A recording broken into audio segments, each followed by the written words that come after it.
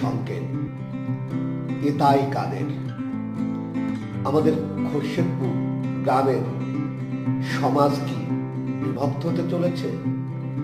সম্মানিত খোরশেদপুরবাসী, বেশ কিছুদিন যাবৎ আমাদের প্রিয় খোরশেদপুর গ্রামে ঐতিহ্যবাহী প্রায় ৩২০ বছরের পুরনো খোরশেদপুর জামে মসজিদটি নিয়ে সামাজিক ও গ্রামীণ নোংরা রাজনীতি শুরু হয়েছে, যা অত্যন্ত অপ্রত্যাশিত এবং দুঃখজনক।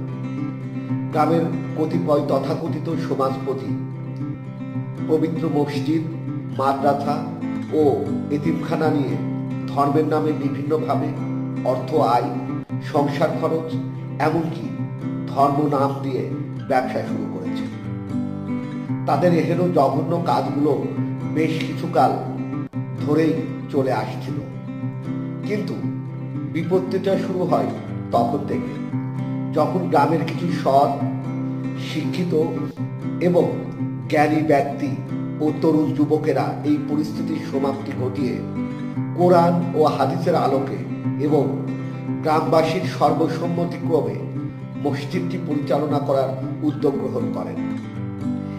এ ব্যাপারে সুষ্ঠুভাবে মসজিদ পরিচালনা এবং কোরআন ও হাদিসের আলোকে মসজিদ কমিটি গঠন প্রসঙ্গে যে উদ্ভূত পরিস্থিতি তৈরি হয় তার সমাধান কল্পে তৎকালীন মসজিদ কমিটি বরাবর একটি পত্র প্রেরণ করা হয়, যেখানে উল্লেখ থাকে যে আমরা গ্রামের সবাই একত্রে বসে সমস্ত কিছু সুষ্ঠু সমাধান নিশ্চিত করব।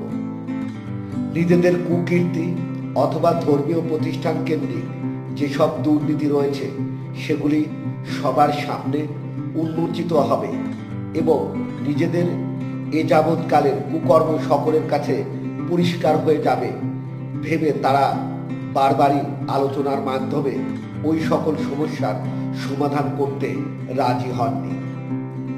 এমনকি মসজিদ সহ অন্যান্য ধর্মীয় প্রতিষ্ঠানগুলোকে নিজেদের শক্তি প্রদর্শনের কেন্দ্রে পরিণত করেছেন। এক্ষেত্রে আরো কিছু সমাজ বিরোধী কর্মে তারা লিপ্ত হয়েছে, যেমন গ্রামের কিছু তাদের সমর্থিত মানুষকে বাড়িতে দাওয়াত করে খাওয়ানো, মাদক কারবারি এবং মাদক সেবনের সাথে জড়িত ব্যক্তিদেরকে আশ্রয় প্রশ্রয় প্রদান করা এবং সখ্যতা গড়ে তোলা, গ্রামের ঘুষখোর, সুদখোর, চিটার, বাটপাতদেরকে প্রশ্রয় প্রদান এবং তাদের সাথে সখ্যতা গড়ে তোলা, গ্রামের সহজ সরল মানুষকে সমাজচ্যুত করার ও গ্রামের গোরস্থানে দাফন না করার ভয়ভীতি প্রদর্শন, মুষ্টি না দিলে সমাজ থেকে নাম বাদ দেওয়ার হুমকি ইত্যাদি এর মধ্যে বিদ্যমান। এ অবস্থায় আল্লাহর ঘর মসজিদ নিয়ে কলহ বিবাদ এড়ানোর জন্য এবং সৎ মানুষ দ্বারা মসজিদটি যাতে পরিচালিত হয় সেই জন্য গ্রামের সাধারণ ধর্মপ্রাণ মানুষগুলোর অনেকেই ইতোমধ্যে মুষ্টি প্রদান বন্ধ করেছেন। এ মসজিদে নামাজ না পড়ে অন্য মসজিদে নামাজ পড়তে যাওয়া অথবা গৃহে নামাজ আদায় করছেন। আবার কেউ কেউ আলাদা মসজিদ ও ঈদগাহ স্থাপনের উদ্যোগ গ্রহণ করেছেন ইতোমধ্যেই। বর্তমানে ওই সকল তথাকথিত সমাজপতিদের লোভ লালসা এবং হীনমন্যতার কারণে আমাদের এই ছোট্ট গ্রামটির সমাজ ব্যবস্থা ভেঙে পড়ার উপক্রম হয়েছে এবং আমি মনে করি যে অতি নিকট ভবিষ্যতে হয়তো সমাজটি কয়েকটি অংশে বিভক্ত হয়ে পড়বে। এখন প্রশ্ন হলো, এই পরিস্থিতির সৃষ্টির জন্য দায়ী কারা? শুধুমাত্র ধর্ম ব্যবসা এবং নিজেদের স্বার্থ চরিতার্থ করার জন্য এই ঐতিহাসিক গ্রামটির সমাজ ব্যবস্থা সহ মসজিদটির সুষ্ঠু ও ধর্মীয় পরিবেশ পুরোপুরি নষ্ট করা হচ্ছে।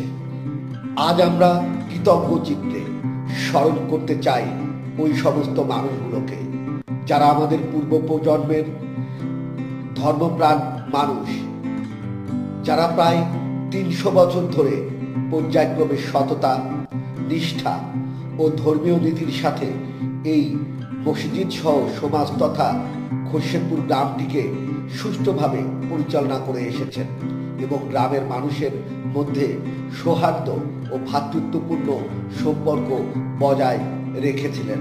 আমরা মনে করছি এখনো সময় আছে।